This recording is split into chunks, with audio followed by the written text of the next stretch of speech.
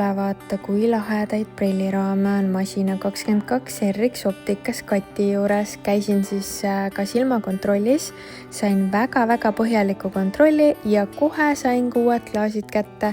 Ja uskumatu, see põhjalik kontroll näitas, et mul on tegelikult väga hea nägemine. Lihtsalt tegime mulle hästi lahjad plussprillid, mis on siis lugemiseks, kuigi ma tahan vist tagasi minna, et lihtsalt mingid nullklaasid võtta koos nende ägedate raamidega, sest saate aru, kuskil ei ole prilliraami valikut ja minu jaoks lihtsalt kõik raamid sobisid nii hästi ja eriti need punased. Ma poleks elades arvanud, et ma panen punased prilliraamid ette, need on nii ilusad. Seal on Moncleri, Philipp Pleine'i, Furlat, Gucci't, igasugust ägedat raami ja ma üllatusin just nendes Monclerides ja need, mis see ussimustriga seal külje pealt on vägevad.